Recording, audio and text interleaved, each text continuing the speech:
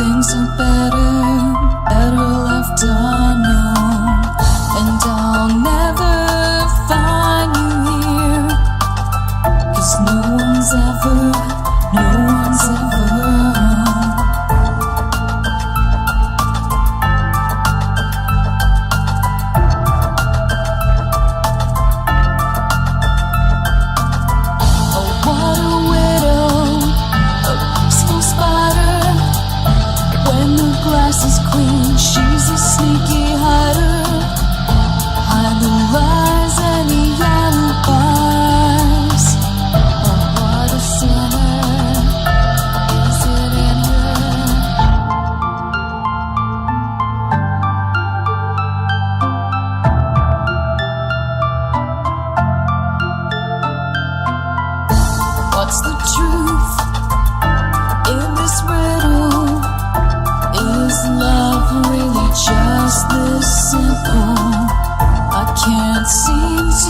find my way in this world that never stays.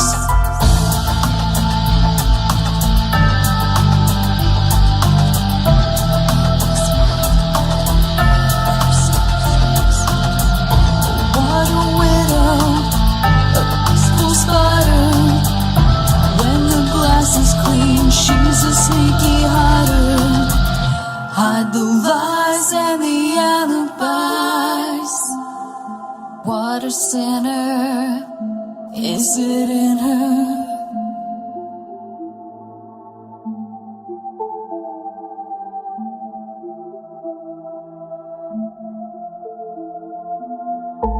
Is this real? Just illusion? I'm lost in wonderland.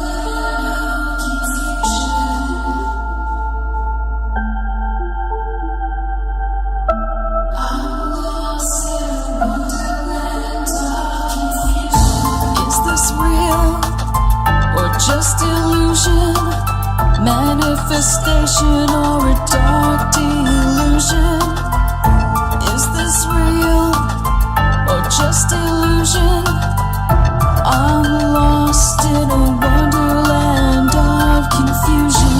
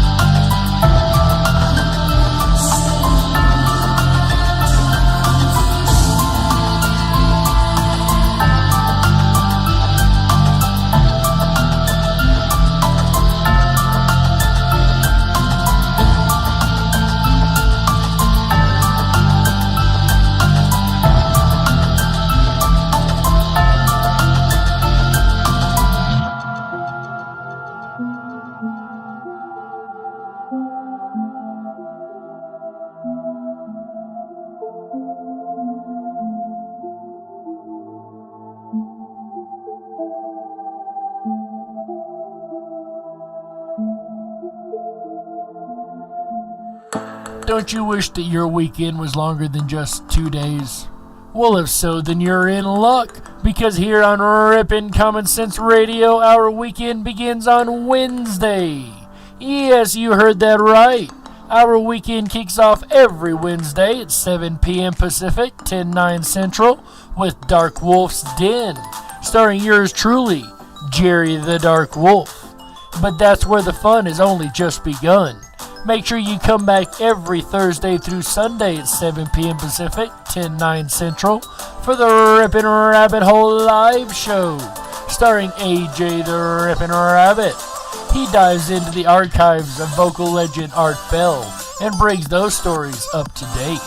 So make sure that you spend your extended weekends with the Animals Radio, Jerry the Dark Wolf, and AJ the Ripon Rabbit, starting at 7 p.m. Pacific, 10/9 Central, every Wednesday through Sunday, right here on Ripon Common Sense Radio. Ripon Rabbit Hole is a community-driven radio.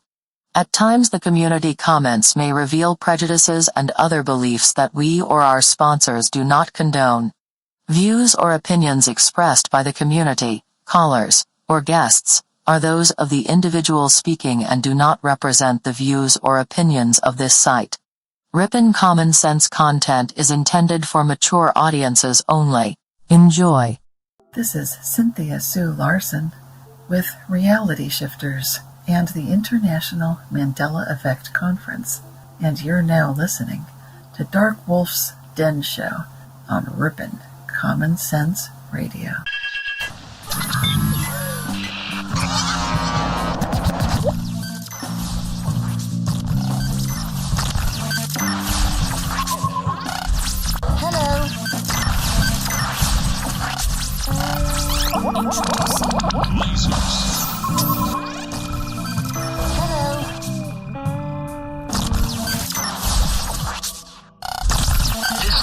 Is now the ultimate power in the universe. This is your man Meta, aka Propagate This Light, and you're now listening to Dark Wolf's Den.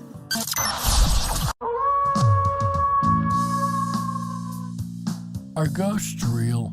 We had 1,000 hours of continuous communication with the spirit world. Does time travel actually exist? The laws of physics seem to be compatible with time machines.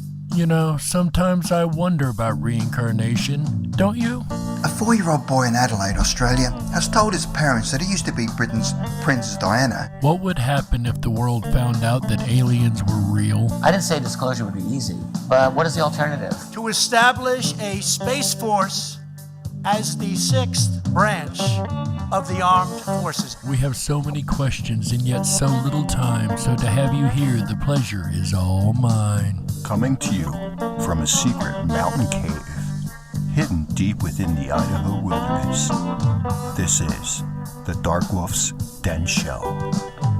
Now, here is your host, Jerry Hicks.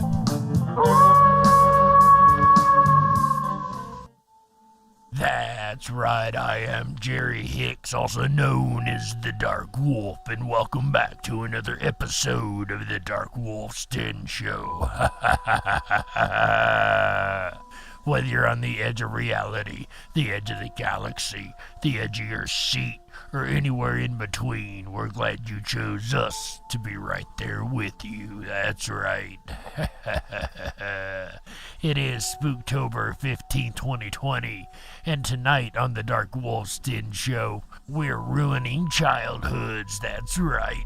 All those fairy tales you grew up with, those sweet, pretty princess tales that you enjoyed so much, they actually had very dark origins. The real stories are much, much worse than the fairy tales. All that and more tonight on the Dark Wolf's Den Show for Spooktober 15th. But first, today in history. Thank you, Dark Wolf. Hey, DW, don't you love it when the Today in History lines up with the actual topic we're talking about, right? Check this one out. I got one for you, bud. Today in 1952, a book by E.B. White, illustrated by Garth Williams and published by Harper's & Brothers, a story about a pig and a spider that worked together to save the pig's life, and in the story they actually talk to each other, kind of like in a fairy tale, right? Right, Dark Wolf? Right, yeah, exactly. So, this story is, if you guys haven't guessed it already, Charlotte's Web, ladies and gentlemen, published today in 1952, and that is today's Today in History. Thank you, Jerry. And you're right, I do love it when the fact of the day lines up with the topic that we have, because this is quite a scary, dark topic indeed. We're gonna ruin many childhoods tonight, aren't we, Jerry? Oh, you have no idea, ladies and gentlemen. You're right, DW. We are indeed gonna ruin many a childhood tonight, but at least we can try to have fun all along the way, and if nothing else, apply a little common sense, right? Oh, you bet we are. We're gonna have a blast tonight, ladies and gentlemen. Tonight, like I said, is Spooktober 15, 2020. And when we were growing up, there were many stories like Charlotte's Web and many more stories that we grew up with that were supposed to be cute little fairy tales. Tales to teach us morals and lessons, right? That's what you thought. But those fairy tales, the original tales actually, are much, much more creepy and scary. And, for lack of better terms, dark. But before we get into the fairy tales, we're gonna start with the things that we hear the earliest in our lives. Those nursery rhymes that we hear when we're really, really young. Well, you'd be surprised the dark origins behind them. Time to start ruining some childhoods from the very beginning.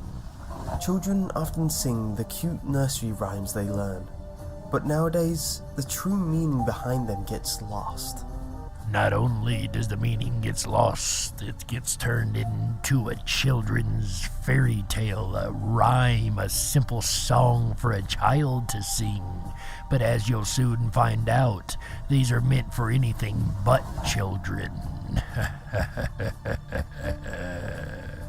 Humpty Dumpty sat on a wall, and Humpty Dumpty had a great fall. All the king's horses and all the king's men couldn't but Humpty together again. Nowhere in the rhyme did they say Humpty Dumpty was an egg. Of course, growing up, when we're shown the book, we're shown an egg sitting on a wall, right? But nowhere does it say that Humpty Dumpty was an egg at all, although that is the first thing that comes to mind, right? Actually, Humpty Dumpty was... I would love to leave it like that, but digging deeper, it actually is believed that Humpty Dumpty was a large cannon used in the English Civil War. It was placed high on a wall, but when that wall was damaged, Humpty fell.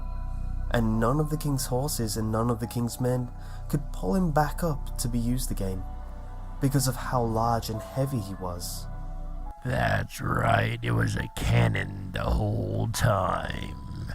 A cannon that had fallen off the wall, and no matter what they'd done, they couldn't get it back on top to fire again. So Humpty Dumpty falling off a wall, the fun little song we used to sing, is actually the song about a piece of war equipment during a war. How childlike is that? 3 blind mice.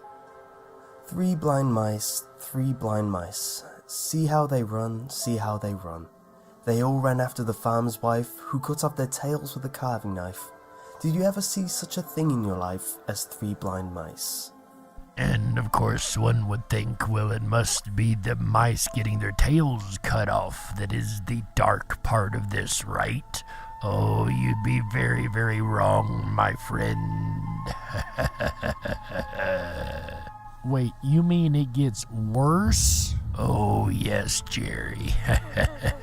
It gets much, much worse from here. The 3 blind mice were actually 3 noblemen in the 1500s, back when there was a queen known as Bloody Mary. Bloody Mary was strictly Catholic and would do everything in her power to execute and punish anyone who did not convert to Catholicism.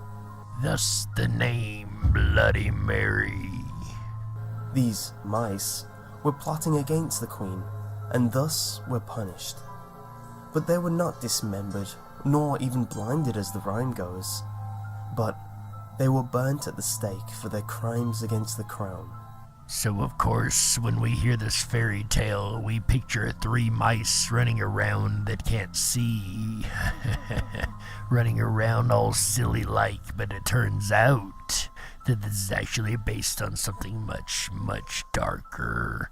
And again, this is what we sing as kids, as children's nursery rhymes. It makes you wonder who was in charge of coming up with these nursery rhymes, huh? Well, actually, nursery rhymes... Jerry, that was meant for the audience, not you. Hold on. We'll get another question for you in just a moment. Oh, sorry, DW. And with that said, ladies and gentlemen, on to our next creepy nursery rhyme. I tell you what, you sure do know how to pick some creepy topics, Dark Wolf. Thank you. Mary, Mary, quite contrary. Mary, Mary, quite contrary, how does your garden grow? With silver bells and cockle shells, and pretty maids all in a row. And for the nursery rhymes, I would say this is probably the worst and the nastiest one on the entire list. I must warn you, listener discretion is advised. Again, Queen Bloody Mary Tudor, known for killing and punishing Protestants. In this rhyme, her garden refers to her ever-growing graveyards of Protestant martyrs.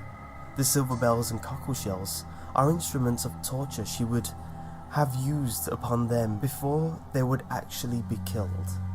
As we go, you'll find that each line actually has a very interestingly dark meaning.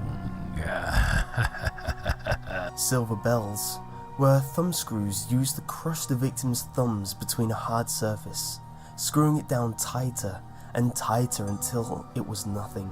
Could you imagine having your thumb screwed down to a table all the way down until your thumb is completely nothing and the screw is all the way through it? Ooh, how painful that even sounds even today. Ugh. The cockle shells were attached to the genitalia. That sounds incredibly painful, wouldn't you say, Jerry? Jerry, you okay, Jerry? You look a little rough over there. I'm not entirely sure. That sounds so painful. I can only imagine. Gosh, does that hurt just to think about. Oh my goodness. Then stop thinking about it. You're the one that brought it up. So it's got to get better then. Tell me the maids in a row isn't also something like really dark and horrible, right? Are you kidding? Those are the worst part of the entire thing. The maids in this rhyme doesn't refer to actual maids, but the guillotine, which was nicknamed the Maiden and shortened to the Maid. That's right, the guillotines, that's what the maids in a row are. Told you it was the worst part. But let me tell you, it's not as easy a process as you would think. You know how we all see a guillotine work on TV? Well, here's a little known fact you may never have heard before.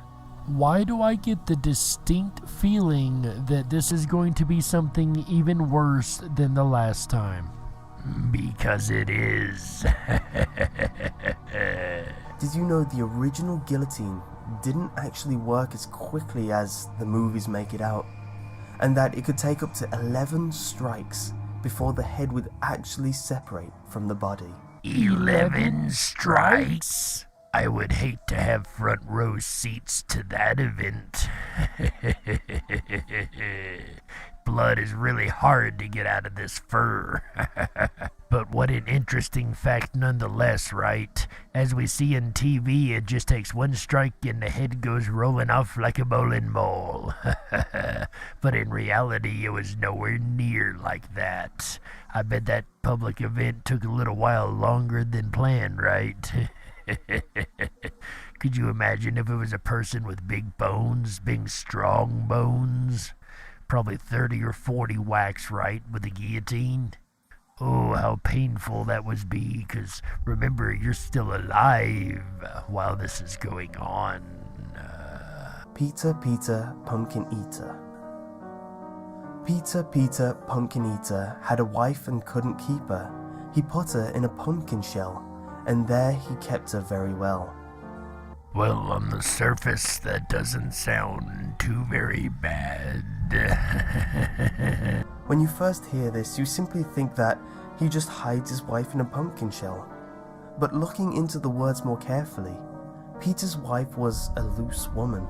He couldn't keep her. So he killed her and placed her into a pumpkin shell. And there he kept her, never to run off again. Wow, that brings a very much darker tone to that nursery rhyme, doesn't it? It amazes me the darkness that we start out telling our kids when they enter this world. Rain, rain, go away. And this one here is one that even us adults find ourselves repeating quite often. Rain, rain, go away. Come again another day. Little Johnny wants to play. Rain, rain, go to Spain. Never show your face again.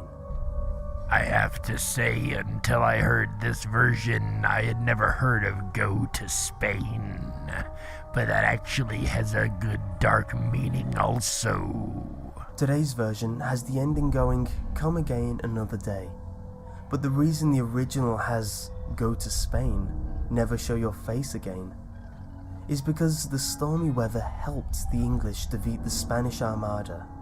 The English were doomed to fail with their smaller army, but during that storm, only 10,000 men of their whole Spanish Armada made it back to Spain. And this time, the story is actually about a war. As the second time war has crept up in these nursery rhymes. Ring around the rosy. Just think we haven't even gotten to the fairy tales yet. But a lot of you may have heard of the Ring Around the Rosie. This may actually be one that you know why it's so dark. This is a very simple nursery rhyme. Ring around the rosy, a pocket full of posies, ashes, ashes, we all fall down. One would think you could not construe such short poems to something so dark and horrid. But yet, as we're going to find out if you don't know already, this one is one of the darkest of them all. The Black Death brought clear symptoms. A rosy red rash in the shape of a ring, and when you caught it, you reeked of death. So one would put herbs, flowers, posies in your pockets to keep the smell away.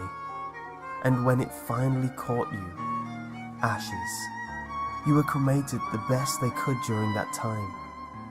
We all fall down. No one survived. It was a guaranteed death sentence. So a nursery rhyme that nonetheless school kids made a game out of is actually from the bubonic plague and the death surrounding what would happen if you caught the plague. How dark is that?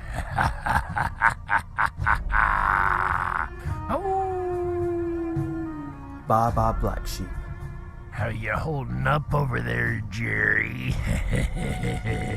Disturbed. Very, very disturbed. This is really ruining my childhood. You realize that, right? I used to love every one of these childhood songs. I grew up with all of them. How could you do this? This is so evil. It's not evil, it's dark, and I am the Dark Wolf. Besides, this was your idea. I've really got to quit telling you my ideas. Baa Black Sheep. Baa Black Sheep, have you any wool? Yes sir, 3 bags full. 1 for the master, 1 for the dame, and 1 for the little boy who lives down the lane.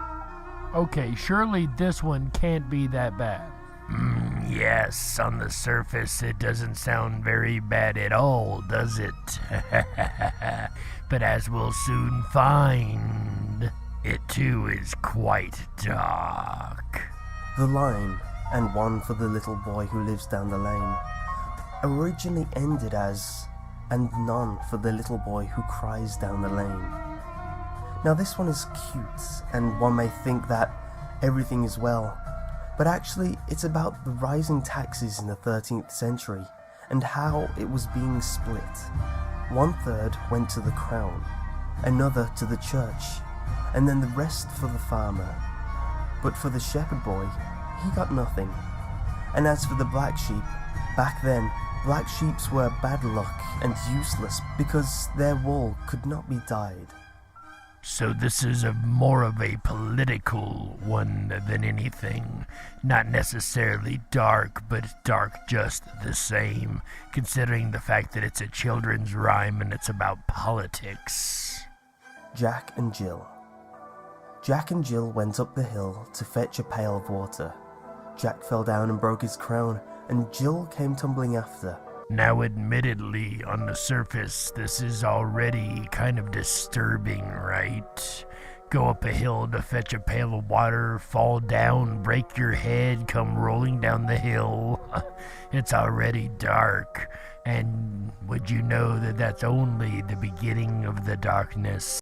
The meaning is so much worse. Up got Jack, and home did Trot, as fast as he could caper. He went to bed and bound his head with vinegar and brown paper. Hey, DW, have you ever heard the second part of that rhyme before? No, I gotta say that part is a new one on me, too. Let's find out if its meaning is just as dark as the first half of it. This one has some speculation. It has been connected with the beheadings of King Louis XVI of France, who lost his crown, Jack. And once after, Jill, his queen, Marie Antoinette, came tumbling soon after him. Though their ending was changed to please the children and keep such a horrible fate from them. And this one happens to be about a fallen kingship. Again, I don't know what that second half was about.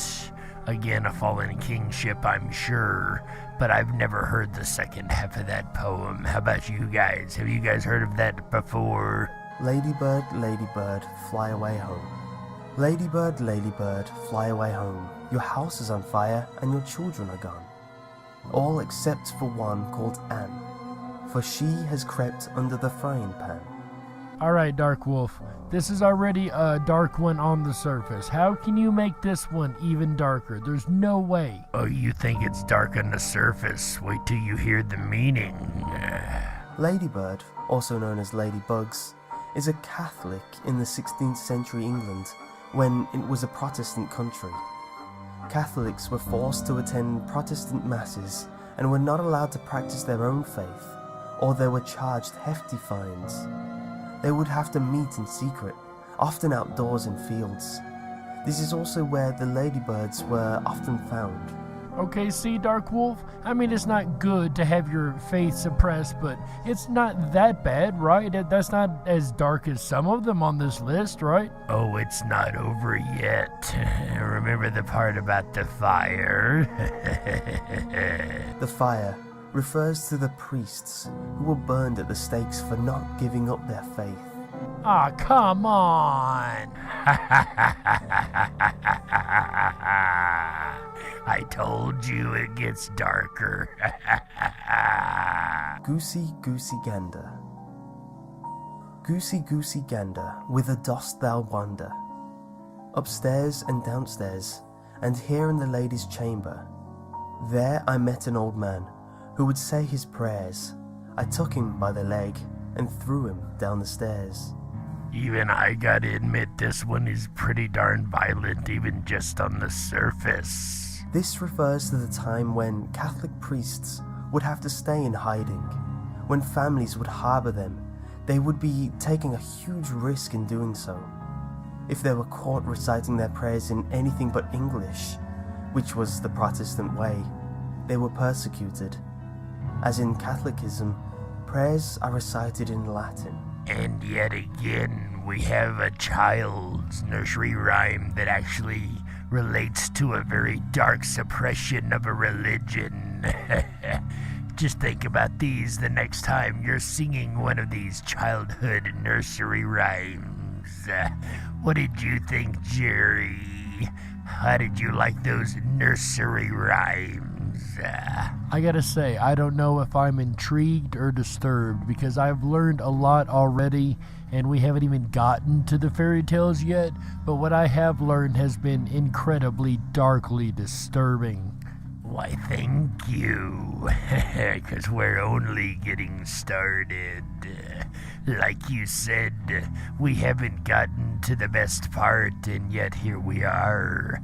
And ladies and gentlemen, if you thought the nursery rhymes were dark, that's only the beginning. That's just scratching the surface of the darkness that we're now about to dive into in this deeply dark rabbit hole of fairy tales and truth behind them.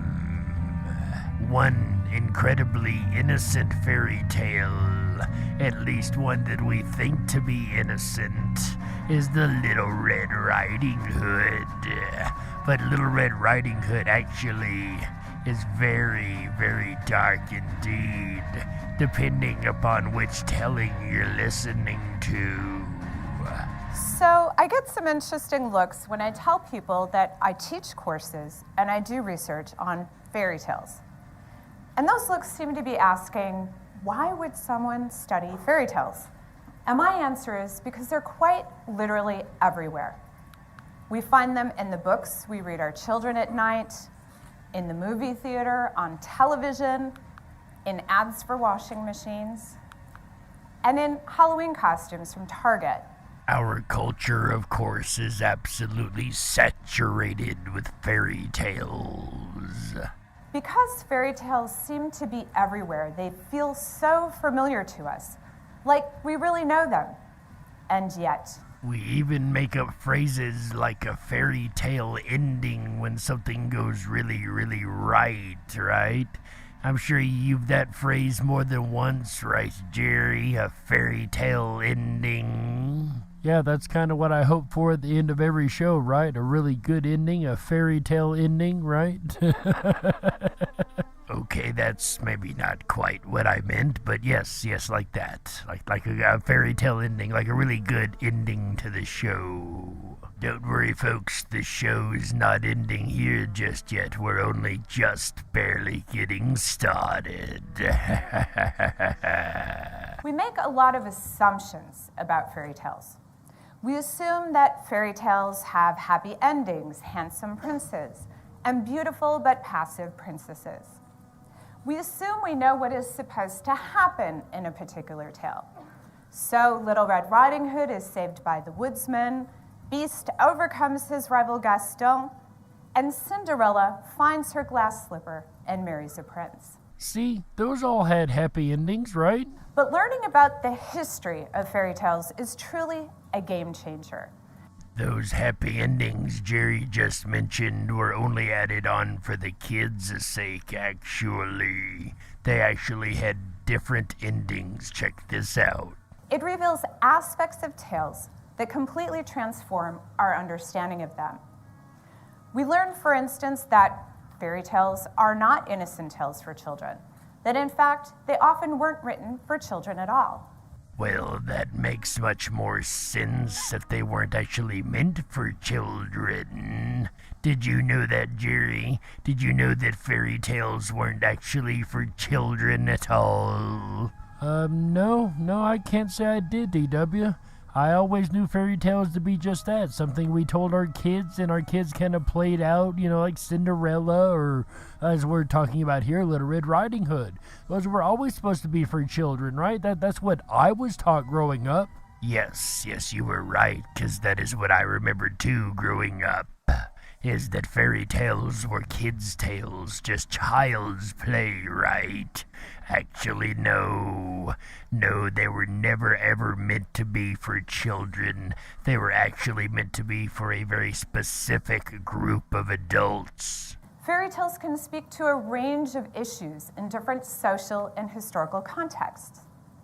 Traces of a tale's history are often still present in contemporary adaptations in film, television, and advertisement. And becoming aware of those traces and that history can elicit aha moments when we suddenly come to understand a familiar tale in new ways. Once again, just like last night, I must give fair warning to those listeners who may have a weak stomach or a weak constitution. I warn you, this will get very dark and very, very disturbing very quickly. Listener discretion is advised. You have been warned.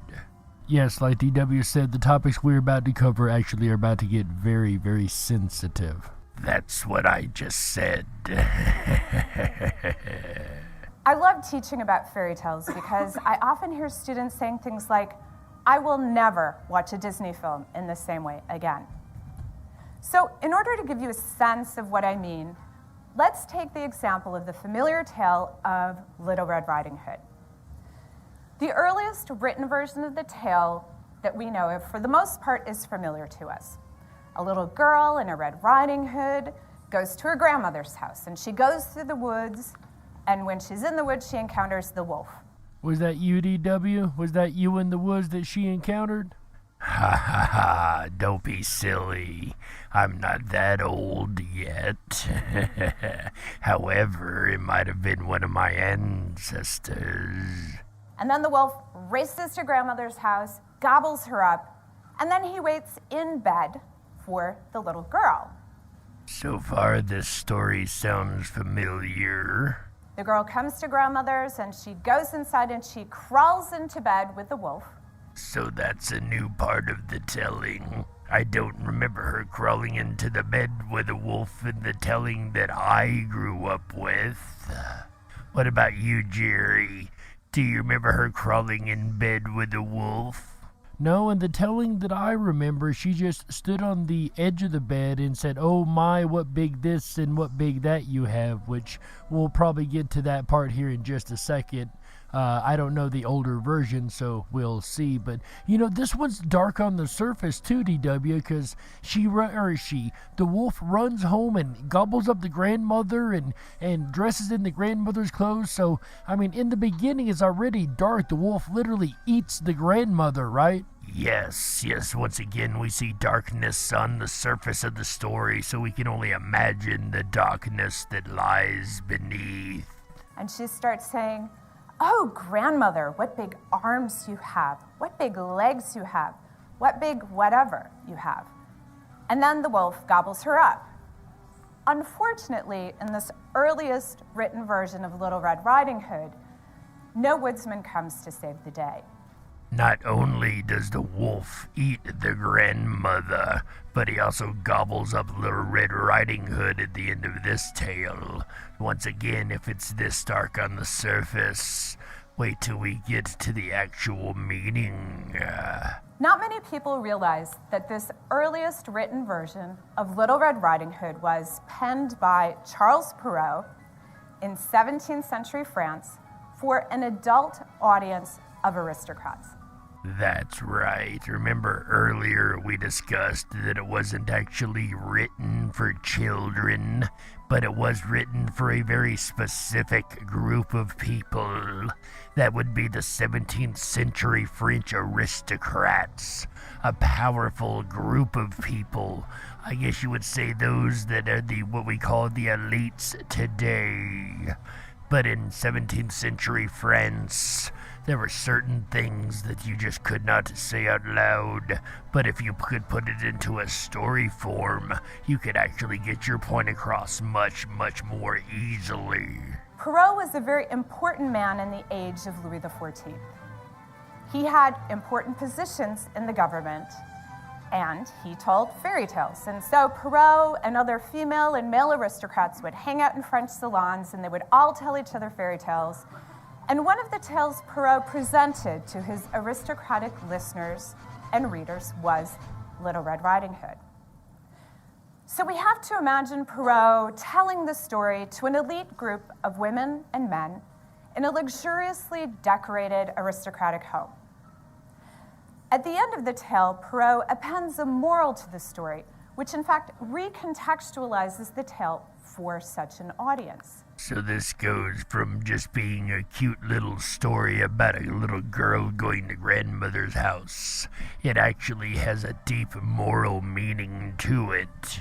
And it reads as follows. We see here that young children, especially young well-bred ladies, should not listen to any sort of person. It isn't strange that a wolf eats so many of them up. I say wolf, for not all wolves are of the same kind. Some are of a comely humor, who follow young ladies into their homes, into their salons. But alas, who does not know that these smooth-talking wolves are the most dangerous wolves of all? Smooth-talking wolf, she must be talking about me. Don't flatter yourself, DW. You're nowhere near as smooth as a 17th century Frenchman. Oui, but I can sure try to be. DW? Yes? Don't ever do that again. So prose moral makes the wolf into a smooth-talking aristocrat who follows young ladies into salons to devour them, which we could understand in terms of seduction. And of course, seduction being put in the place of devouring here definitely does change the meaning entirely and makes it a lot less disturbing, right, DW? Yes, I was a little worried it was going to go down the road of cannibalism for a minute. Thank God it didn't do that, right? Right? In fact, some scholars have argued that this is a story about rape, given the violence of the tale. Come on. I think I would have rather been the cannibalism at this point. But again, DW, this is a very serious topic, right? And what better way to breach it with a group of 17th century snooty aristocrats, of course, than to put it in more of a moral story form that hopefully they would understand it just a little bit better, right? In the 17th century French incarnation of Little Red Riding Hood, the wolf clearly is a male seducer who roams around French salons ready to pounce on unsuspecting young ladies. It is an allegorical tale about seduction or rape, and those connotations can play out in very suggestive ways in different media. And like she mentioned a moment ago, in the media we find a lot of these references back to these fairy tales, references that we kind of wonder why they're put into that reference, right? Like Little Red Riding Hood. A lot of times in media, she's not presented as exactly the most wholesome of characters, right? Little Red Riding Hood is often sexualized, which could suggest that she brought the tragedy upon herself. Once again, this could only be what the media is suggesting when they use it in this fashion. Taking a familiar tale and displacing it into an unfamiliar context highlights certain aspects of the tale that we might also find in other versions. So let's look at another version of the Little Red Riding Hood tale, a very different one. And it's interesting how tales like these get passed down in different forms through the centuries, right? The folklorist Paul de Leroux published an oral folk tale collected from peasants in rural France in the 19th century, nearly 150 years after Perrault published his version of the tale, and de Leroux called it the story of grandmother. So in this version of the tale, a mother sends her daughter off to her grandmother's house with a loaf of bread and a bottle of milk. So the girl goes to her grandmother's house and she's in the woods and she encounters the wolf. And in this version, the wolf says, he asks her, will you be taking the path of the pins or the path of the needles? And once again, this part of the telling is a new one on me. I've never heard of the path of the pins and needles. How about you, Jerry? Have you ever heard of that part of the story? No, the paths of the pins and needles is definitely new to me too. But man, would that not be a rough path to walk, right? No matter which side you choose, that's gonna hurt. Well, I'm sure that the pins and needles must be symbolic. Goodness, I hope so. I also hope Little Red Riding Hood was wearing shoes. And the girl says the path of the needles. So the wolf races to grandmother's house, and as we might expect, he kills her. But what's a little strange in this version is he takes her body and he cuts it up a little bit, and he puts some of her flesh in the pantry, and he puts some of her blood in a bottle.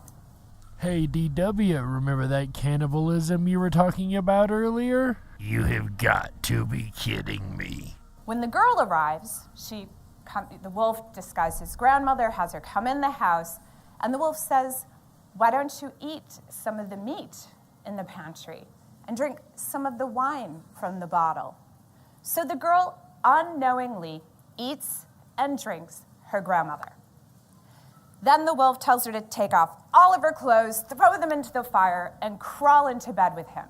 Wow, this one is dark even by my standards. The girl does so, and then she starts saying, "Oh, Granny, how hairy you are." But before the wolf can devour her, the girl says, "I have to relieve myself." So the wolf ties a rope around her ankle, lets her go outside, and the girl goes outside, takes the rope, ties it around a tree, and flees and runs to her grandmother's house before the wolf can catch her. So the cannibalism of grandmother is a bit surprising in this version, but let's keep in mind, the tale was told in the context of Catholic rural France. The scene could be playing on Catholic Eucharistic ritual in which bread and wine are transubstantiated into the body and blood of Christ, which believers consume. Okay, so now we find that the cannibalism actually is a reference to the Catholic traditions of taking in the body and the blood of Christ in reference to grandmother's blood and body. Now that is a little less disturbing, right? And that incorporation is something that brings strength. So it could be precisely because the girl ingests her grandmother that she's able to outwit and outmaneuver the wolf. She quite literally incorporates her grandmother's strength and wisdom. And interestingly enough, this plays on last night's episode with vampirism and how taking in the blood of one may actually, at least the belief is, that it may actually increase the strength or wisdom of the person. And yet here we find this again in what should be a tame child's fairy tale. Yet we're finding that even the most tame fairy tales have a very dark side to them. If we go back to the scene where she's in the woods and has to choose between the path of the pins and the path of the needles, these are the tools of the peasant woman. So her choice of needles, her ingestion of grandmother, and her outwitting of the wolf could all be read in terms of a girl's initiation into womanhood. And as we see here, DW, there can be many different interpretations of the same tale. Still a dark way to tell such a simple thing. So this version of the tale focuses on female initiation and even empowerment, rather than the successful seduction by a male aristocrat of a clueless young lady, as is the case of Perrault's tale. So these two very similar tales communicate two very different messages, but the theme of seduction remains a thread in both versions. This is a perfect example of how knowing the history of a tale completely transforms our understanding of it. And now I understand that we're telling our kids a tale about seduction and darn near a mistreatment of women on one level, yet we're talking about the empowerment of women on another level. I know one thing. It is disturbingly confusing. But what I am really confused about is how these become children's tales, because we don't explain these meanings when we tell them to our children. We tell them to our children as if they're different types of stories altogether, and some grow their whole lives never knowing the actual dark truths behind these tales. The wolf as predator takes new form in the film Freeway, with Kiefer Sutherland playing the role of Bob Wolverton, That's right. This is repeated across many, many different forms of media, sometimes in ways that you might not realize the story that you are actually looking at. He's a school counselor and serial killer of women who uses his counseling skills to lure in his prey, much like the smooth-talking aristocrat of Perrault's tale.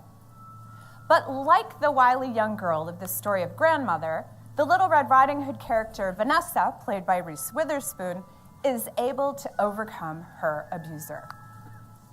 While viewers might recognize the Little Red Riding Hood motifs in the film, being familiar with these other earlier versions of the tale enhances our appreciation of the film and gets us to realize that each version communicates somewhat different messages, at the same time that they all play on our expectations and knowledge of the story. There's something enticing and exciting about discovering new meaning in a familiar tale, almost like discovering a new side to an old friend. Surprise, joy, astonishment, even disgust are some of the emotions different versions of tales elicit when I talk about their history. A beauty who quite literally sleeps with a filthy pig, birds who peck out the eyes of Cinderella's stepsisters, or a Cinderella who saves the day. Welcome to my wonderful world of fairy tales, and may you never understand Little Red Riding Hood in the same way again. Thank you. And thank you, Miss Ann Duggan, for that extremely interesting look at Little Red Riding Hood. You have definitely opened my eyes to something that I will not ever look at the same again. So what do you think, Jerry? Are we disturbed enough yet, or should we keep going with even more dark truths behind these fairy tales? You mean there are more fairy tales that are just as dark? Oh no, not fairy tales to get that dark. Fairy tales to get much, much darker than that. Because in the second half, that's exactly what we have. We have fairy tales coming up that are going to disturb you much more than you ever thought possible. We've got the stories behind the stories in the second half of the Dark Wolf's Den show. And we got to go ahead and take a network break right here because it looks like we've reached almost the entire hour round. So, ladies and gentlemen, we'll be right back with the second half of the Dark Wolf's Den show after these messages. Don't you touch that dial.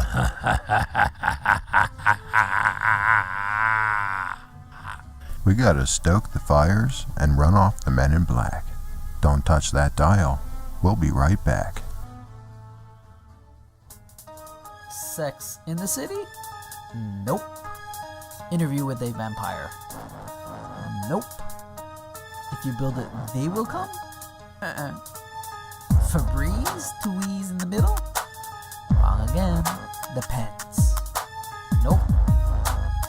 Welcome to the Twilight Zone, my friends. A phenomenon known as the Mandela Effect. You may have heard of it. You may want to not neglect. Unbecoming, awake, and spiritually inclined. So sit back, relax, while I blow your mind. Take the thumb off the cell, stop following the sheep. Down the rabbit hole we go. Are you ready for that leap? The Zapruder film, #JFK. I looked at the footage and I said, what the heck? How come there are 6 people in that dang car? Stretch limo, for me, this was all too bizarre. A glass behind the driver, no way, Jose. I remember in the car, my mind was in total disarray. Trying to make sense of what I was seeing, what I was witnessing. Didn't connect with my inner being. A second woman in the car for me was only the first lady. Do you smell what the rock is cooking? All this seemed kinda shady. Berenstein Bears. Nope. Shazam? Sinbad? Not in this reality. Good lord. An awakening. Was it all a revelation? The naysayers and skeptics call it confabulation. They say we misremembered and call us bad. crazy. Did you smoke a doobie? Maybe that's why it's a little bit hazy. Unless you experience it, you'll never know. But enough of that, on with this Mandela Effect flow. Mandela Effect in the house. What in the world happened to Ed McMahon? In this reality, Publishers Clearinghouse was not a fan. Never the spokesperson, but we remember it clear as day. McMahon holding that check while the winner yelled out, "Yay!" American Family Publishers, never heard of them until now. This Mandela Effect has me raising the people's eyebrow. So many theories on what it could be. Have you ever heard of CERN and the LHC? Luke, I am your father. Nope. Sally Fields? Nope, wrong again. That stands for the Large Hadron Collider. I thought I would mention. You know, the machine that opens up portals into different dimensions? You're probably thinking that this is all science fiction, but you gotta think outside the box and have no restrictions. Alternate realities and parallel dimensions. Okay, I get some of your apprehensions. Could this all be a spiritual evolution? Cause the human race has grown tired of this toxic pollution. Mandela Effect in the house. No, you're not going crazy. Some people, they just don't understand. That's just the way it is. You know? Stay strong, my friends. That's just the way it is. Dolly has no braces? Are you serious? Good lord. Joel Osteen. Oh wait, Joel Osteen. So what the heck happened to the owl? Oh my gosh. Oh, this is definitely the Twilight Zone. This is crazy. Oh yeah, this really is crazy. Hi everyone, it's AJ, the Ripon Rabbit. Are you enjoying Jerry Hicks and the Dark Wolf's Den show on a Thursday night? If you've enjoyed Dark Fairy Tales up to this point, please make sure to thumb up that video, hit that subscribe button, and ring that bell. You'll get our notifications every time we go live. We're here every Wednesday, Thursday, Friday, Saturday, and Sunday nights, bringing you the very best of Common Sense Radio, the Ripon Rabbit Hole. And Jerry is now officially on Wednesday and Thursday nights. My top hat's off to Jerry for increasing his broadcast workload to 2 nights a week. I take my top hats off to you, sir. Dark Fairy Tales, I am enjoying this far, and I can't wait to see where you take us in the second part of the program. I'll be back again tomorrow night with the Ripon Rabbit Hole live show, a tour through haunted hotels across the world. That's tomorrow night, Friday, October 16th, my father's birthday, starting at 7 p.m. Pacific, 10/9 Central. Then Saturday night, October 17th, come along with me as we journey through graveyards and cemeteries. Do you have a phobia of graveyards or cemeteries? Tune in Saturday night, October 17th, starting at 7 p.m. Pacific, 10/9 Central, and find out. Then we'll end out this great weekend together Sunday night as we journey into the woods. Now, I'm going to let your mind wander on exactly what that subject is going to be about and what it means, but join me Sunday, October 18th, starting at 7 p.m. Pacific, 10/9 Central, as we dive through the rabbit hole into the woods. It's going to be a fantastic Spooktober weekend for sure, and I look forward to spending it with you. If you haven't done so already, please make your way on over to riponrabbithole.com. There you'll find a lot of really great features like the community-generated press and rabbit hole groups. Juanito 1975, who just did that fantastic Mandela Effect rap, runs a lucid dream group over there, as well as Mandela Effects from Moneybags 73, Jerry Hicks and the Dark Wolf's Den show with his own group, as well as the imec.world group. So there's a lot of fun. There's a lot of things, a lot of rabbit holes for you to explore over there at riponrabbithole.com. And of course, the Backstage 24/7 Lounge, the coolest place ever We're going to be back to Jerry Hicks and the Dark Wolf's Den on an all-new Thursday night. Howl, the animals of radio. Jerry Hicks has a lot more to come on tonight's episode of the Dark Wolf's Den Show. You're listening to the very best of Common Sense Radio, the Ripon Rabbit Hole. Stick around. Are you ready for the ultimate Halloween experience? This year, with all the social distancing taking place, Halloween, contrary to popular belief, has not been canceled. I repeat, Halloween has not been canceled.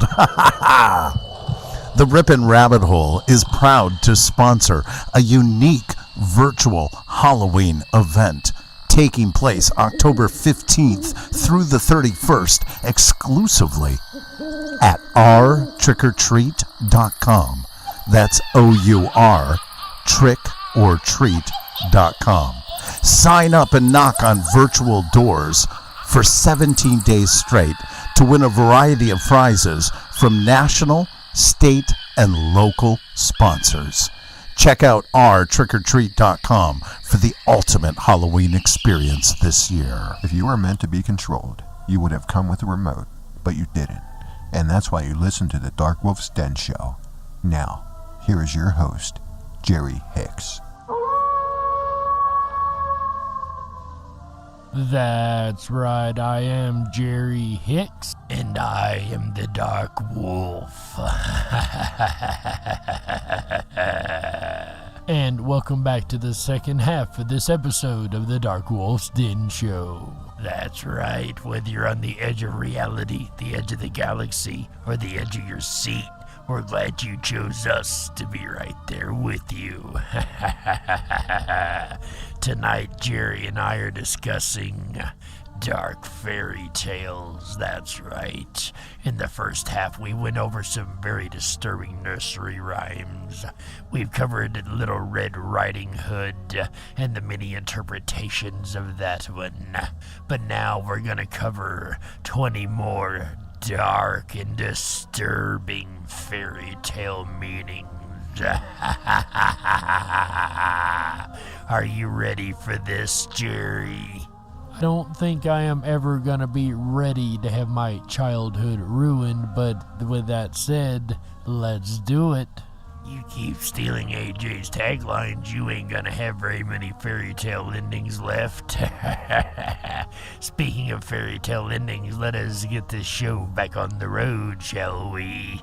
Ladies and gentlemen, here are a couple more dark tales for your listening pleasure. Throughout the years, many fairy tales that we tell today have changed drastically since their first tellings. But what not many people know is how dark the original tales were. And like Miss Ann Dugan said in the first half, you'll never look at Disney the same again. The Little Mermaid. In the original tale, the prince falls in love with another princess instead of the Little Mermaid, and she turns the sea foam. But the reason for this is because he doesn't realize that the Little Mermaid is the woman who saved him from his shipwreck. Of course, we remember in the cartoon that it was very clear who had saved him, that it was the mermaid.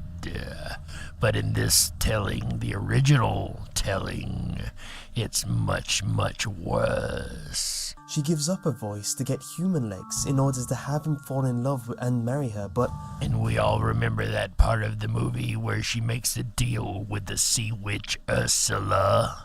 When he announces and finally meets his bride-to-be, he thinks she's the one who saves him from his near-death moment, and is completely in love with her.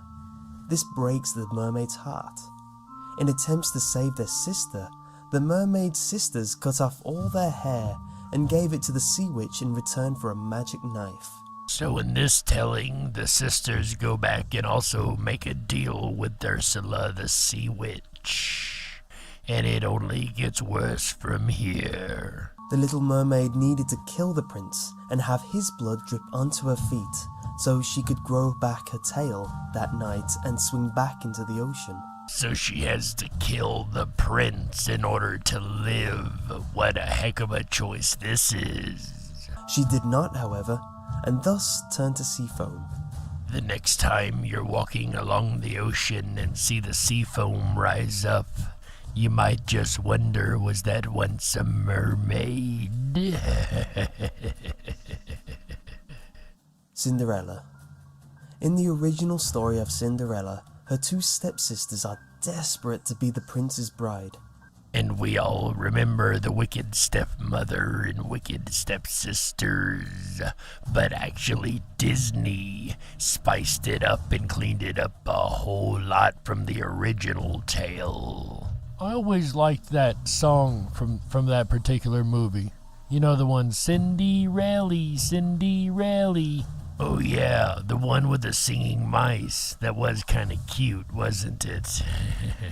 But the glass slipper that Cinderella leaves at the ball is made only to fit Cinderella's foot. So, when the prince arrives at the house, the elder stepsister's big toe will not fit, and her mother hands her a knife to cut off the big toe, telling her that when she is queen, there will be no need to go anywhere on foot. I don't believe that I would cut off any body part regardless of the supposed reward involved. When the prince takes her away, he realizes there's blood gushing from her foot, and returns, and it's the second sister's turn. Oh, that's horrible. Cut off her own toe only to find out that it didn't even work and she was returned without a toe. That's a horrible karmic twist, wouldn't you say? And she can get her toes in, but not a heel. So the mother, once again, gives her a knife and tells her to cut it off, saying the same as before. Perhaps this sister will be able to hide it a little bit better and get away with cutting her heel off. He is tricked once more, only to return the sister again. Nope, yet again, she has injured herself for no reason whatsoever. Finally, Cinderella is brought out from the kitchen and is fitted with her golden shoe and is taken away. And that mentioned a golden shoe. I actually remember it being a jeweled slipper, right? Don't you? I doubt that's a Mandela effect. That is more likely an original telling of this tale. Snow White. Looking glass on the wall, who in the land is the fairest of all? For those who did not catch that, Jerry, would you like to translate what that would translate into in modern day speak? Thank you, DW. How'd you know that I would want to whack at that, right? Looking glass on the wall. For those that don't know, let me retranslate that to mirror, mirror on the wall. That's right. The original translation sounds like it was mirror, mirror on the wall, or looking glass on the wall in this case. Always love when I find Mandela effect residue, as you know, DW. I appreciate you letting me have that. My pleasure indeed.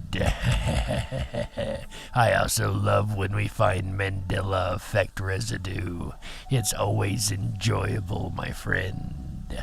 But we're not here to discuss Mandela effect tonight, of course. We're here to discuss these incredibly dark fairy tales. In the classic Snow White, the evil queen is essentially Snow White's stepmother, and she doesn't want to kill Snow White until the Looking Glass tells her that she is no longer the fairest in all the land. So, after the huntsman fails to kill Snow White and the Looking Glass tells her that Snow is hiding out with 7 dwarfs, the evil queen tricks Snow into nearly killing herself 3 times. How many times do you remember her almost killing herself in this story, Jerry? I only remember the apple, right? Wasn't she the one that ate the apple, Snow White? Yes, I only remember the one myself. The first was by lacing her bodice too tightly. The second was by combing her hair with a poisoned brush. And finally, the third one is with the poisoned apple. So yes, the poisoned apple is definitely still in there, but there's 2 more that have been added. Poisoned hairbrush, and almost killing herself lacing up a piece of clothing. Each time, dwarves have to find her to save her from her near death, except for the last one. That is when Prince Charming comes out of the woods and asks to take her beautiful casket made out of glass and wood, because he had fallen in love with her dead body. Not even joking on that one. And that adds a seasonally fitting necrophilic twist to things, doesn't it? No true love kiss, but his people drop the casket, dislodging the piece of apple stuck in Snow White's throat, and she comes back to life to marry the prince. The weirdest version of the Heimlich maneuver that I have ever heard of. In the end, the evil queen goes to the marriage and is forced to wear iron shoes that were placed in the fire and dance until she dies. Even the end of this tale is incredibly disturbing. The witch gets her just desserts in the end, but is it really that good of a tale with all the darkness and death involved in it?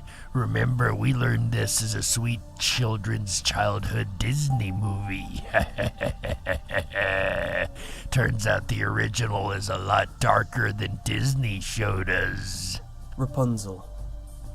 In one rendition of the classic tale of the long-haired girl, she's not a princess.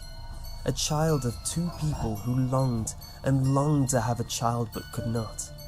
These people lived next door to an enchantress. And this enchantress's garden was this rampion, which is a type of vegetable that Rapunzel gets her name from. Her father steals the root from the enchantress's garden for his wife because she so desperately wanted it. The enchantress was angry to find this out, and in the end told them that she would take their first child as payment for the vegetable. Up the tower is where Rapunzel lived when her prince found her and would visit her frequently. They fell in love, but Rapunzel didn't know how to get down, so they made a plan to make a silk rope. And a silk rope, that's different than the original tale, right, DW? Because she used, her hair, right, in the original tale?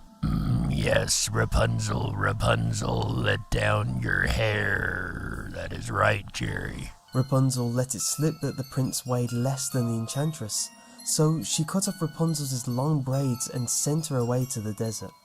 Well, apparently the enchantress was a little bit offended by her weight. Dark Wolf, that is so wrong. What? I'm not the one that said it. The one in the story said it. I'm just translating it. When the prince came up with a ladder, he found the enchantress, and before she could do anything to him, he jumped from the tower. Once again, I don't remember this part in the story. He managed to survive, but was blinded because he landed in thorns. Ouch! That sounds incredibly painful, even for a wolf. But you have fur. I don't have any more fur on my eyeballs than you do, and you know it. Okay, fair point. He wandered into the same desert where Rapunzel was and found that she had twins. When Rapunzel cried into his eyes, he was able to see once more, and they were able to travel back to his kingdom with the 2 kids. See, that has a happy ending, right? Yeah, but where did the 2 kids come from? Okay, a semi-happy ending. Definitely a happier ending than our next story. Sleeping Beauty. In the older tale of Sleeping Beauty, the princess is set to have her finger pricked by a spindle and die on her 15th birthday, all because Maleficent didn't get an invite to the party. Now that is an incredibly dark temper tantrum to throw, is it not? You didn't invite me to the party, so your child will only live to the age of 15. Already it's dark, and once again, that's only on the surface. But what you might not have known was that the prince didn't just kiss her awake. Oh no, something tells me this is about to go back into that land of disturbing again. Instead, he fell so helplessly in love with her comatose body that he then decided to have his way with her. And this is the second time that this has come up, that the person has had their way with the comatose body of the victim, for lack of better words. Once again, this reminds me of the Little Red Riding Hood, does it not? Yes, there definitely is some themes that seem to be repeated across some of these that are incredibly dark and disturbing. Asleep or not. And that in turn caused her to become pregnant with, again, twins. They must have loved the idea of twins back then. Yet again, another thing that seems to pop up across these different stories. And I can't help but wonder if it doesn't go along with the idea of Cain and Abel, the twins of old, and if it's kind of referencing that, one good, one bad, perhaps an equivalent of balance, if you will. This, of course, is while she's still asleep, and it's not until one of the babies, while looking for a breast for milk, sucks on her finger, awakens the princess, dislodging the piece of flax fiber that she had pricked her finger on. And yet again, just like the last tale, the magical piece that is causing the issue is accidentally removed in this case. Just once again, like the last story, it was not purposely removed at all. Hansel and Gretel. Now this one here was always very disturbing on the surface to me also, so I can only imagine the dark origins behind it. The story that we all know is pretty gruesome enough, about two kids lost in the woods who find a witch's house. Then the witch tries to eat them, and in turn they shove her into a stove and run away. Well, in the French original, The Lost Children, their parents didn't actually want them because they were greedy and have to decide to lose their own children in the forest. These guys definitely win the award for worst parents ever. And you know, DW, it really makes these stories disturbing when they involve children, right? That takes it to a whole new level of disturbing. Yes, Jerry, I definitely agree. When you involve children into some dark tales like this, it does make it that much worse, does it not? They find a red house, and a woman there lets them both in, but tells them they need to be quiet or else her husband will eat them. It ends up that her husband is the devil and found the children. The husband is a new addition to me with this tale, let alone him being the devil himself. Did you know that the devil was mentioned originally in this fairy tale? He builds a sawhorse to bleed the children on, but they pretended not to know how to get on it. So when the devil's wife got in it, the boy slit her throat and took the devil's money and ran. Wow, that got incredibly dark, incredibly quick. Holy cow. They crossed the river, which the devil couldn't do, and went back home to take care of their parents despite them leaving them in the woods to die. But of course, the kids did not know that the parents had left them to die in the woods, right? They probably thought that they just merely did get lost, right? Yet another very dark and disturbing fairy tale. Just like the Sleepy Hollow. That's what that reminds me of, with the devil not being able to cross the river. Like the headless horseman, right? Unable to cross the bridge. Perhaps there's a connection there. That is yet another, of course, dark Halloween tale. Three Little Pigs. In this well-known classic, the three little pigs build their houses out of various materials: straw, stick, and brick. We all know that it ends up with the brick house that stands up to the big bad wolf's "I'll huff and I'll puff and I'll blow the house down" line. Okay, so far it seems quite tame. And in the classic story, We know he opts for going down the chimney and burns his butt and runs out of the doors and is never to be seen again. Although a little dark on the surface, it again seems quite tame so far. But in the original story, the final pig decides that's not going to be enough. Instead, when the wolf decides to come down the chimney, he has a pot of boiling water waiting for him. And once the wolf is inside of it, he shuts the lid and cooks the wolf. Once dead, they all eat him. There you go, DW. What do you think of that one? I gotta say, I'm not that much of a fan of that ending at all. Those little pigs ate the wolf. That did get quite disturbing very quickly, did it not? The Pied Piper. In the original tale of the Pied Piper, there was a village overrun with rats. A man arrives dressed in the clothes of a pied and offers to rid the town of the vermin. The villagers agree to pay a vast sum of money if the Pied Piper can do so, and he does. He plays music on his pipe which draws out all the rats, and when he returns for the payment, the villagers won't cough up, so the Pied Piper decides to rid the town of children as well. In most modern variants, the Pied Piper draws the children to a cave, where the townsfolk finally agree to pay up. Then he sends them back. Once again, as we've learned across this episode already, if it's dark on the surface, then it's incredibly dark underneath. What is the actual meaning of this fairy tale? In the original, however, the Pied Piper leads the children to a river where they all drown, except for a lame boy who couldn't keep up.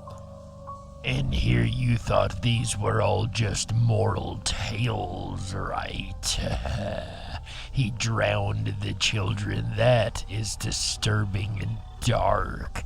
And yet these are tales, once again, that we tell our kids, right?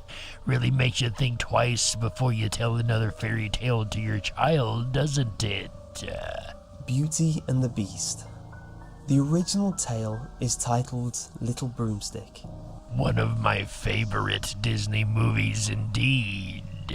I love watching all the different furniture that comes to life and dances around and talks. That is such a credible movie, right? Well, actually the story is much, much worse. In the original story, Belle has two older, spoiled sisters and a father whom is a merchant. On one of his trips, he asks his daughters what they would like from his trip. The older siblings ask for a necklace and earrings, while Belle simply asks for nothing. But as her father insists, she asks for 3 roses on a single stem. Of course, something that is not supposed to exist to begin with, so it would be very hard to find, right? On his journey, the father finds the first 2 gifts easily, but ends up in a large garden and finds the roses. Upon taking them, he runs into the hideous beast. He begs for the beast to let him go, for he was only getting the roses for his daughter. The beast lets the fathers go on the condition that he allows the merchant father to give up his daughter as his wife in a few months' time. Of course, this is already much different than the original tale that we all know. Because in the original tale, the beast was cursed by a witch that would not be allowed to stay in his castle, right? It had nothing to do with the Garden of Roses.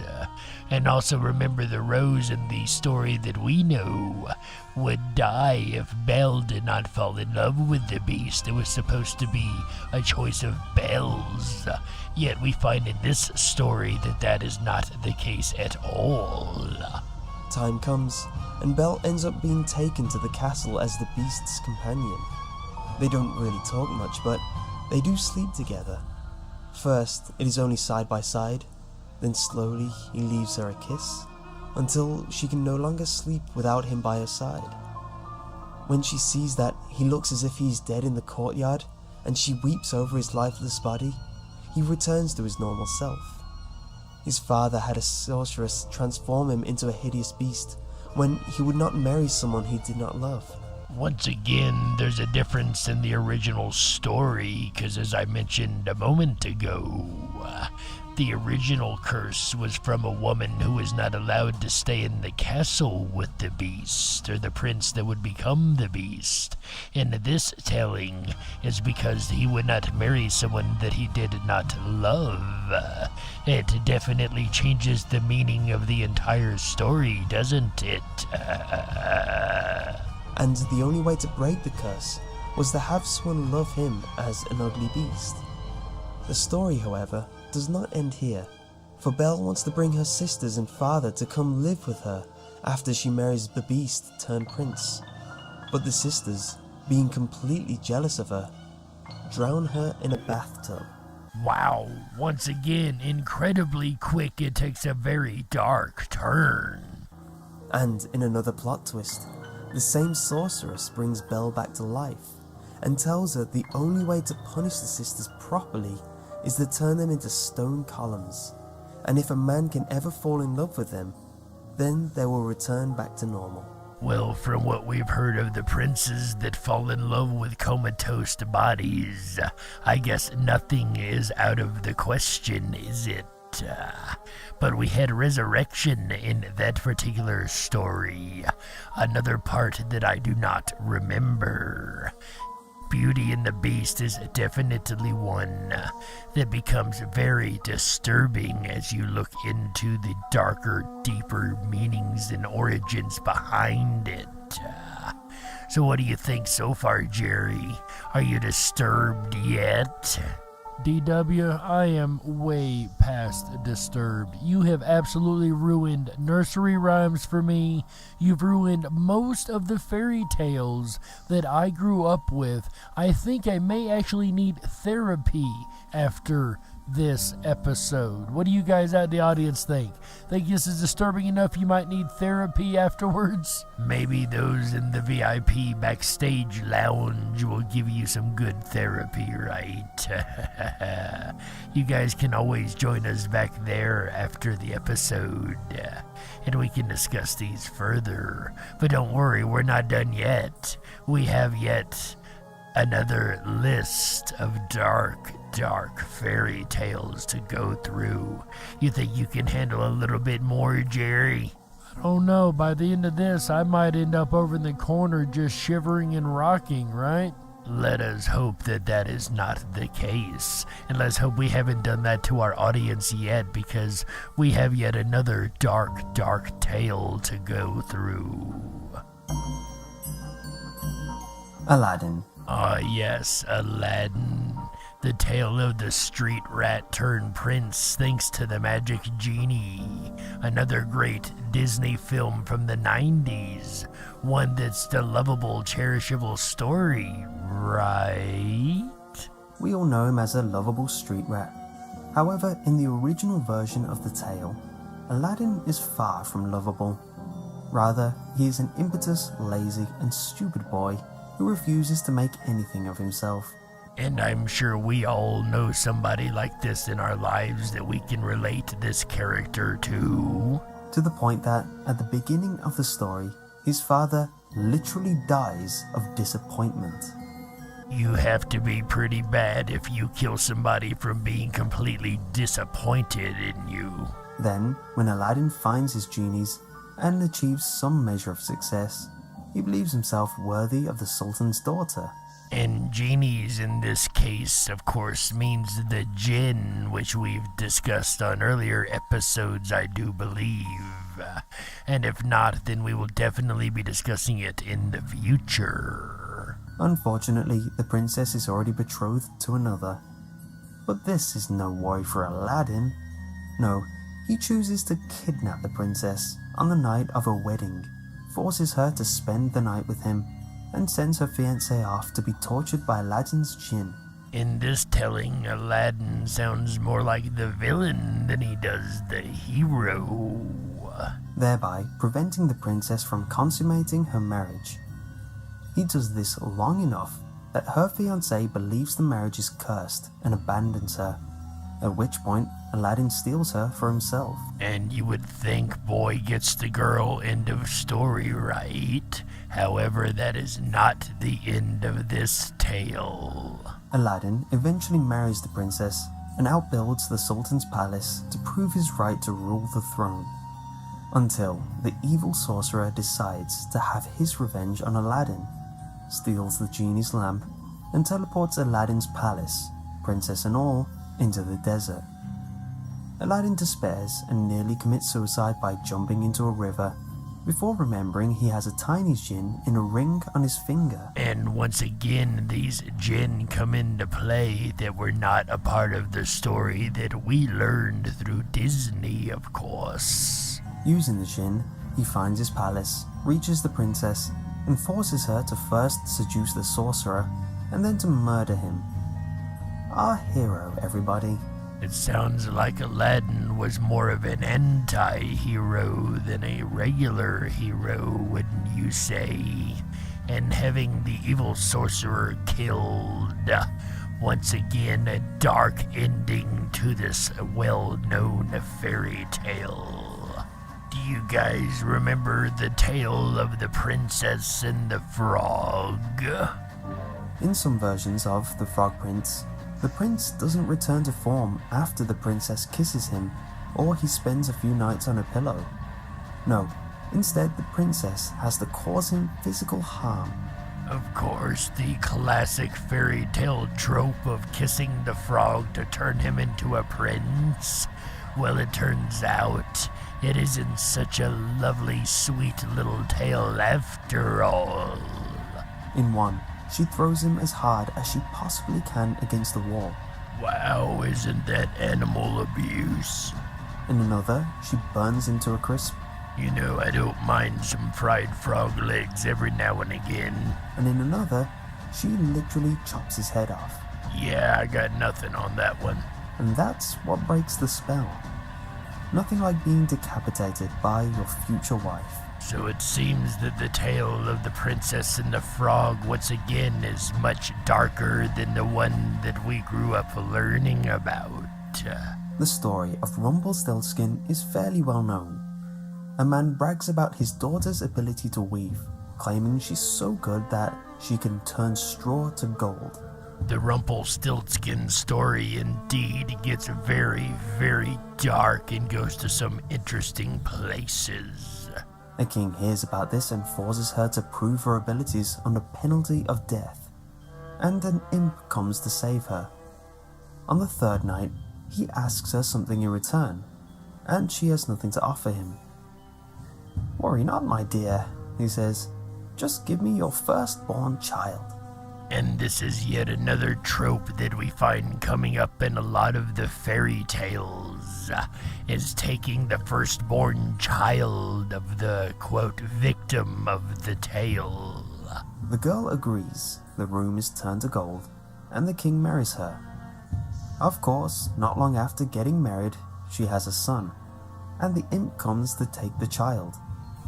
She begs for a second chance and tells her that he will only give the child back if she discovers his name. So far, this sounds like the classic story that we all know so well. Lo and behold, the girl does discover his name. And when he comes back to collect the child, she tells him that it's Rumpelstiltskin. Infuriated, the little imp stamps his foot so hard he lodges it into the ground, and in his fury, commits suicide by grabbing his left leg and ripping himself in half. That, once again, is a twist ending that I do not remember being taught as a child. This does have a happy ending, of course, for the queen in this case, the one that would have lost her child. So it's not quite as dark as some. But an imp tearing itself in half isn't exactly sunshine and rainbows either. Yeah. Undine is a story about a beautiful maiden who lives by the seaside and the knight who falls in love with her.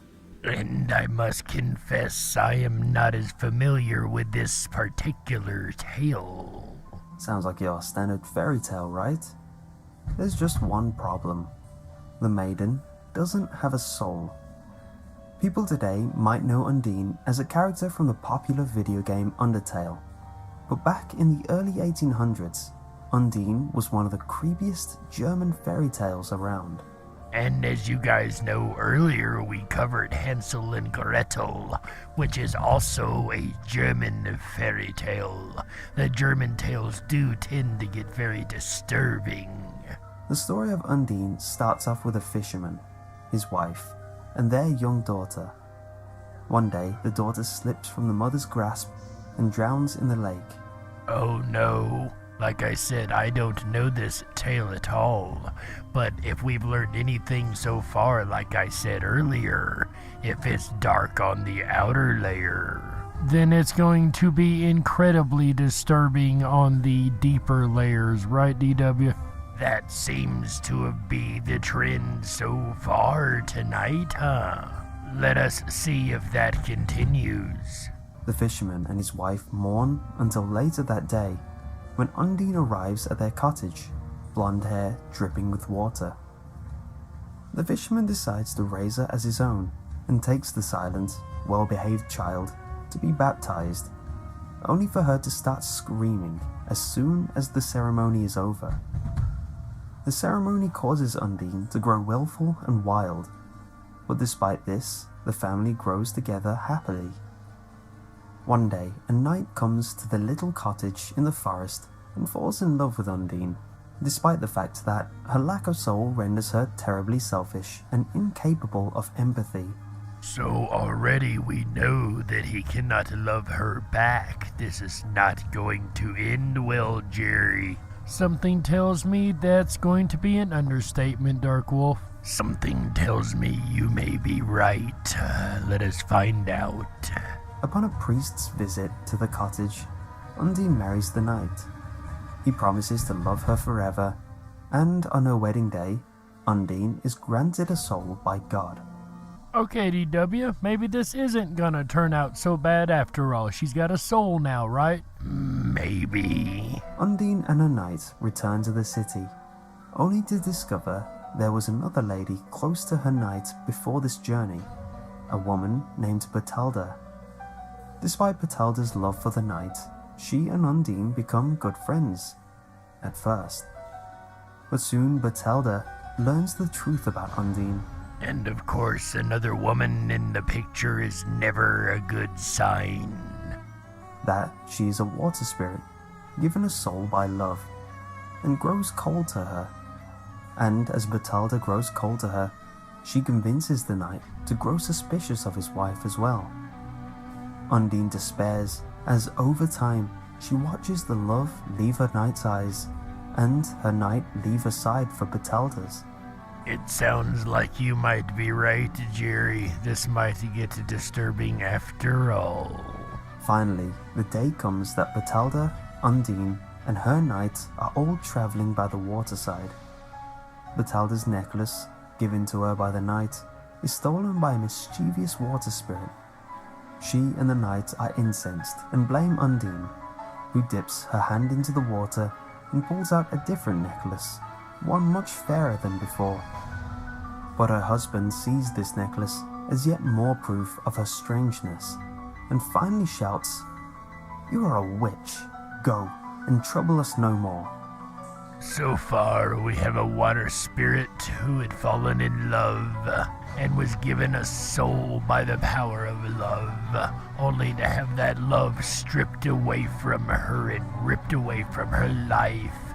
Then when she does something special for these people that really meant something to her, they now turn her away and call her names and call her a witch.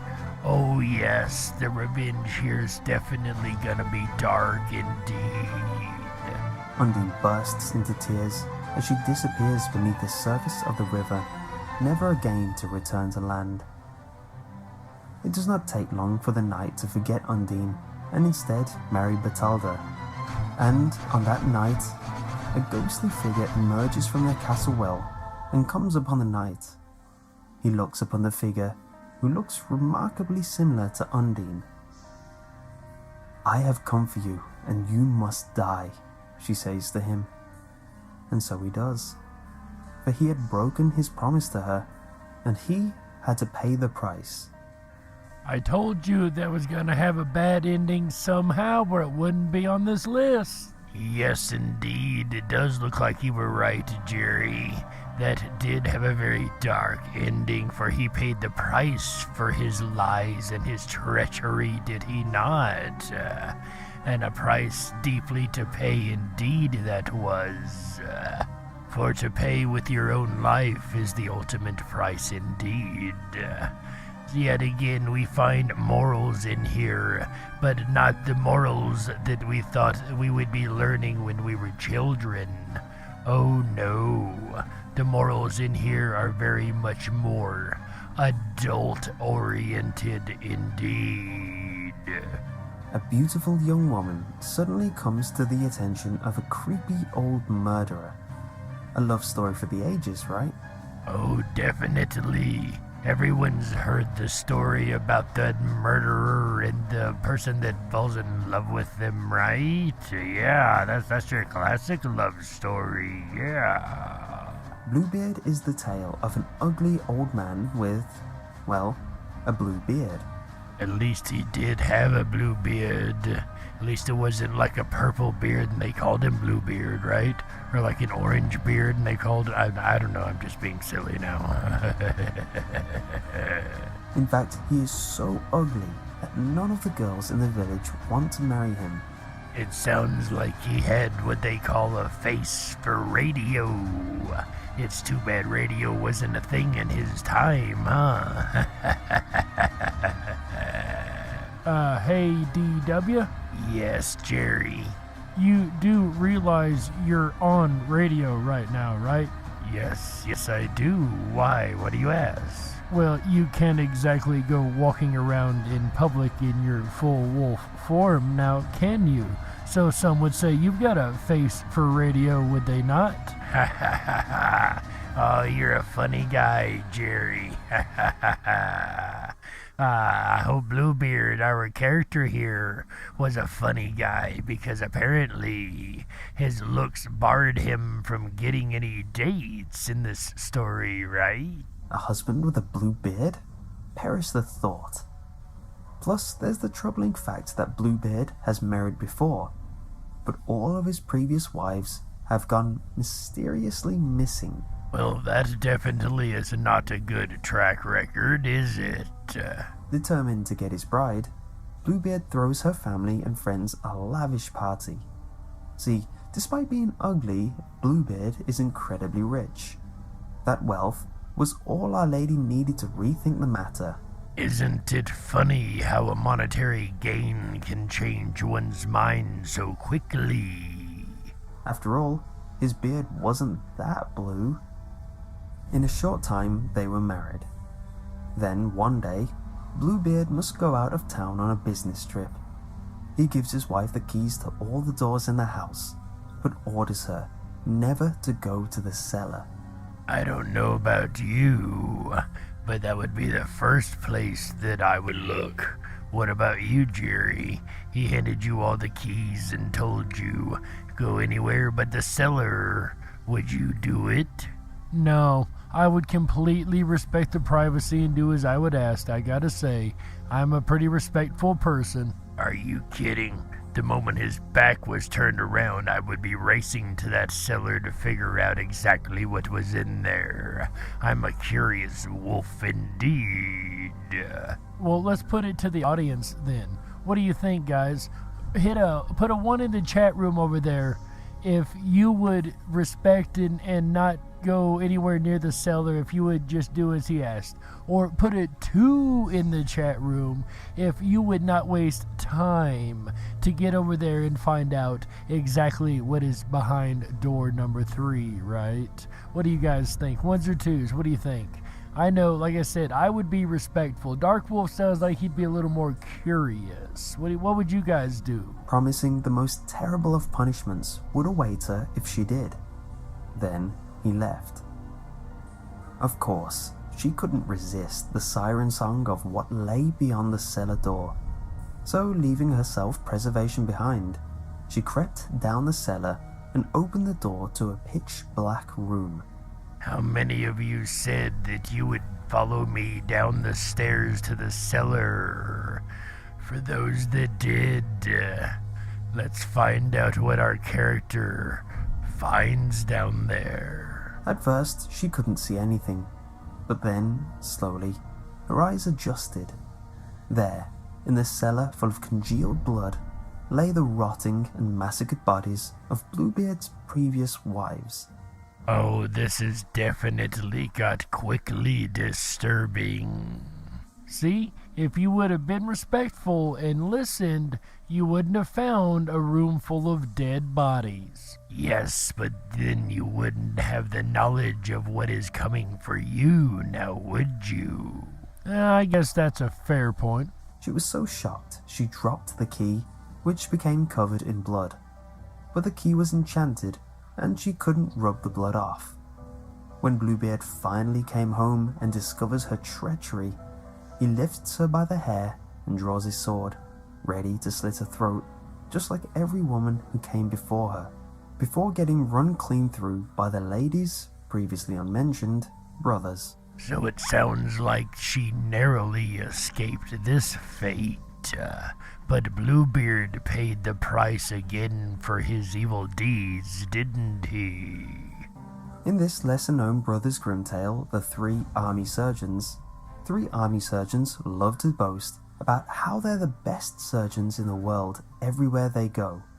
And once again, this is one that I am currently unfamiliar with. What about you, Jerry? No, I gotta say I'm pretty unfamiliar with this one too. Sounds like something else that would come out of Germany though, doesn't it? Indeed it does. Let us take a listen and find out what we have here. One night, an innkeeper dares them to prove it. They bet him that they can cut off parts of their own body and reattach them the next morning, and the innkeeper agrees. And already we've gone to an incredibly dark place, and we're only beginning this story. Oh my. The first surgeon cuts off his hands. The second surgeon scrapes out his eyes. And the third surgeon tears out his own heart. Well, I'd like to know how the first surgeon is going to reattach his hands without his hands. But the eyeballs, that makes it even worse. You can't even see to attach them. And the heart, well, that ends it all, doesn't it? These must be talented surgeons indeed.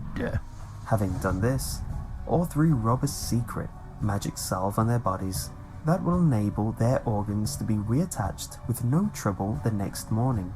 Again, I would love to know how the guy without the hands on anymore rubbed this salve all over his body.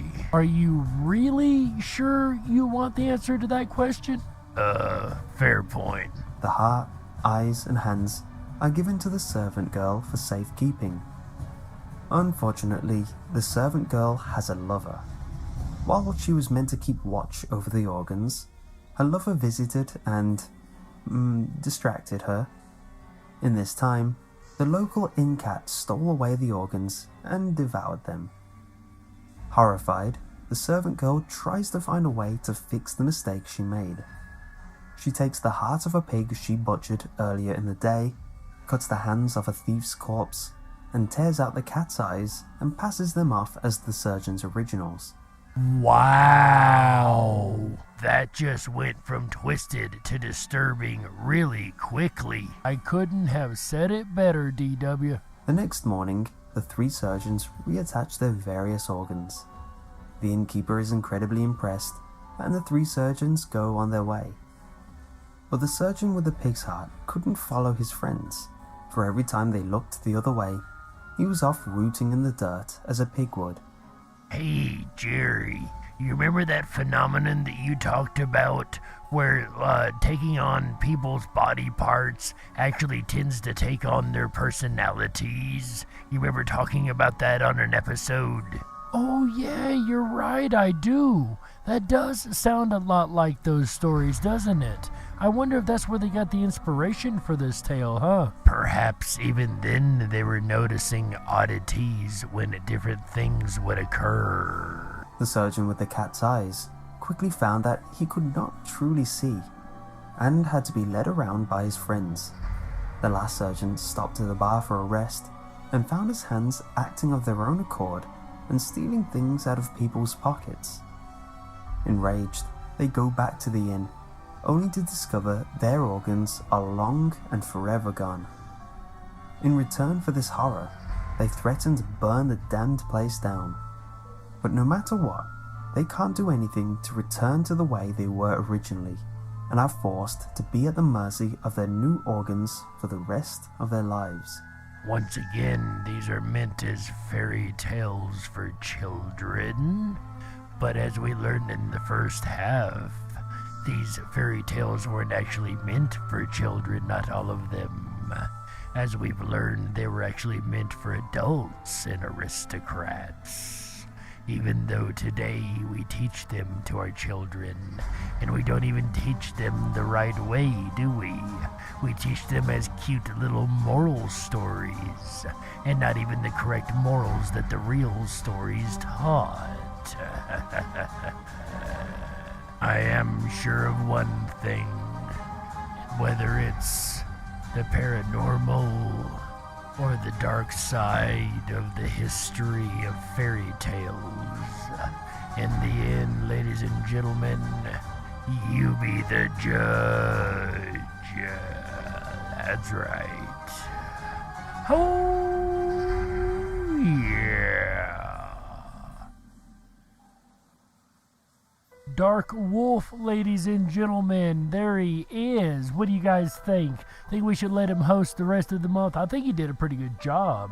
Did you enjoy doing that, Dark Wolf? I have had an absolute blast hosting so far, and I very much appreciate you letting me host this last couple of shows, Jerry. You gotta let me do it the rest of the month?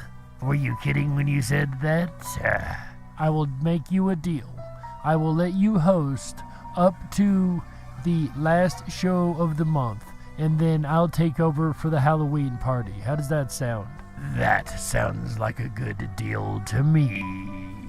And you heard it here first, ladies and gentlemen. DW will be hosting for the rest of the month. Congratulations, DW. I hope you keep doing as wonderful of a job as you've done so far. Ladies and gentlemen, that's it for tonight's episode of the Dark Wolf's Den Show. We've got to close it out. That's right. Spooktober 15th, 2020 has come to an end with the dark fairy tales. But don't you worry, the den may be closing, but the weekend fun is only just begun. That's right. Make sure you guys come back Friday through Sunday for AJ the Ripon Rabbit's Ripon Rabbit Hole live show. That's right. I happen to know that on Friday night he's going to be talking about haunted hotels. That's right. Could you imagine checking into a hotel or a hotel room anyway that is already taken by a spirit that you cannot see? Not all of them are nice enough to share the room quietly. He'll be discussing that on Friday night. Then on Saturday night, our favorite place to go when we die. Ladies and gentlemen, people have been dying to get into this place for years. That's right, graveyards. He's going to be talking about those spooky, dark places where we bury our dead. Then on Sunday, we're going to take a trip into the woods, into one of my favorite places, yet a place full of darkness and creepy characters. A lot of cryptids are spotted in the woods. A lot of funny, crazy, and spooky activity has been spotted in the woods. And that's what AJ will be discussing on Sunday. And that'll round out this weekend of fun-filled topics for Spooktober. That's right. At least this Spooktober weekend. We've got a half a month to go, ladies and gentlemen. That's right.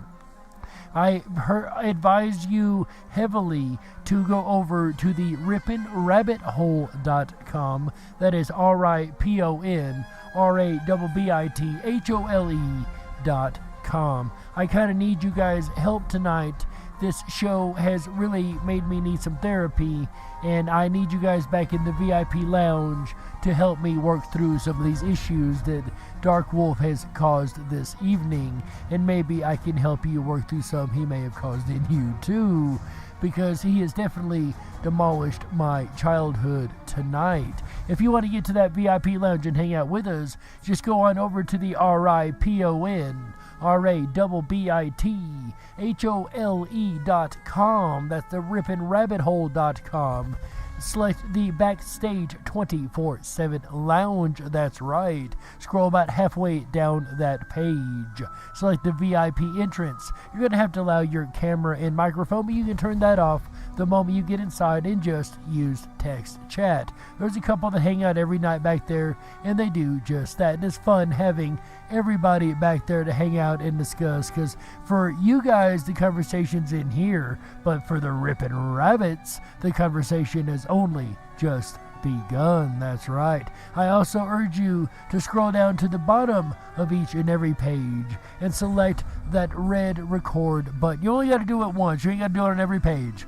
But select that red record button and send us 30 seconds of audio here in the studio, and we'll get it on the radio for you. That's right. You heard the shout outs at the beginning from Miss Cynthia Sue Larson and Meta. That's right. You can have your spot there too. Ladies and gentlemen, that's it for us tonight here in the Den. We'd like to thank everybody involved in making this show as amazing as it is. And ladies and gentlemen, on behalf of Ripon Common Sense Radio and AJ the Rippin' Rabbit and everybody in the network, we thank you for being here. And remember always, stay awake, but dare to dream. Bye, everybody. Good night, everybody. Oh, yeah. Ow! The animals of radio. That howl used to mean the start of the weekend, but guess what? Now, on a Thursday night, when you hear that howl, that means your weekend is well underway. Jerry is here every Wednesday and Thursday nights, and we bring you the very best of Common Sense Radio every Wednesday, Thursday, Friday, Saturday, and Sunday nights. The Ripon Rabbit Hole. It's a lot of fun. I'm so excited to have Jerry on now Wednesdays and Thursday nights. Number one, it takes a huge load off of me.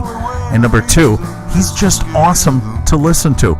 If you enjoyed tonight's show, Dark Fairy Tales of the Dark Wolf's Den Show, please, if you haven't done so already, please make sure to thumb up that video, hit that subscribe button, and ring that bell before you leave. It means so much to us. And if you haven't done so already, I encourage you to visit us over at the RipinRabbitHole.com. Join the Backstage 24/7 VIP chat lounge, where the conversation continues after the show. I'm looking forward to meeting up with Jerry there in just a few moments. If you're going to be tuning in for the rest of October, keep in mind it's our Spooktober month.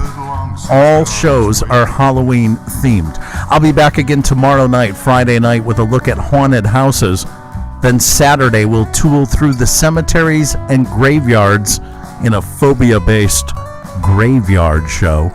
And then Sunday we'll end out the weekend together right as we head through the rabbit hole and into the woods. I'm going to let you stew on exactly what you think that means.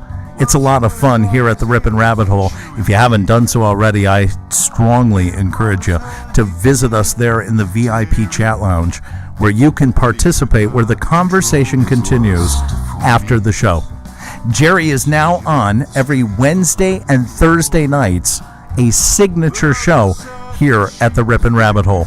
We're excited and honored, and I take my top hats off to you, sir, for adding another night to your schedule. Before you know it, you'll be up to 4 nights a week and you'll have your own station. Let's hope that doesn't happen, huh? Either way, I look forward to spending the rest of the weekend together with you. I'm AJ the Rippin' Rabbit, wherever you are. Good morning, good evening, or good day, whatever the case may be. Until we meet again, Take care of yourselves and each other. Good night. He searches rivers for some sign, but the truth is that he caught her down in Georgetown with a Spaniard who had left his wife behind.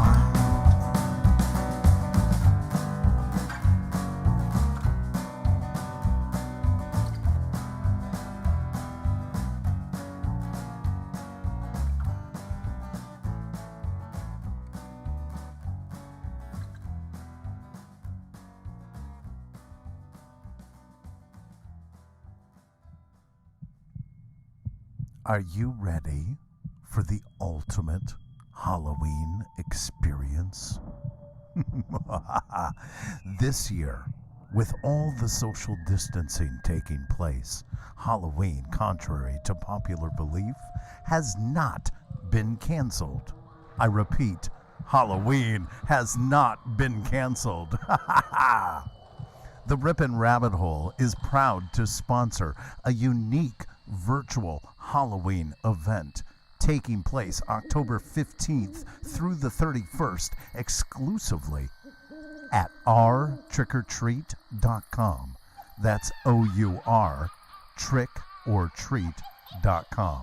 Sign up and knock on virtual doors for 17 days straight to win a variety of prizes from national, state, and local sponsors. Check out ourtrickortreat.com for the ultimate Halloween experience this year.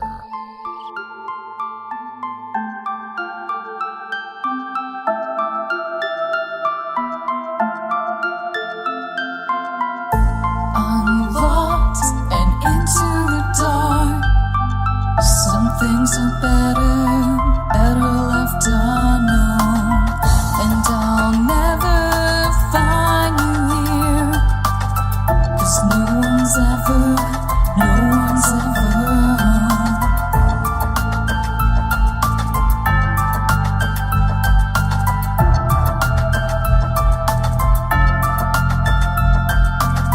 Oh, what a widow, a peaceful spider. When the glass is clean, she's a sneaky hider. Hide the lies and the alibis. Oh, what a sinner, is it in her?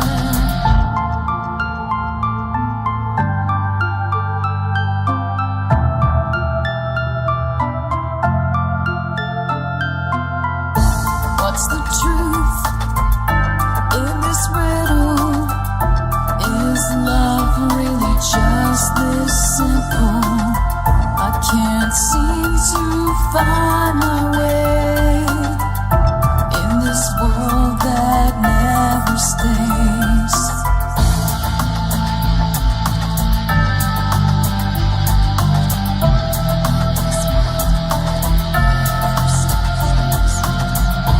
What a widow, a peaceful spider. When the glass is clean, she's a sneaky hider. Hide the lies and the alibis. What a sinner, is it in her?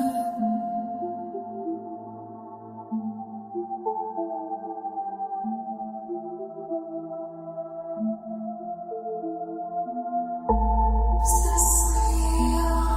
Just illusion. I'm lost in wonderland of confusion.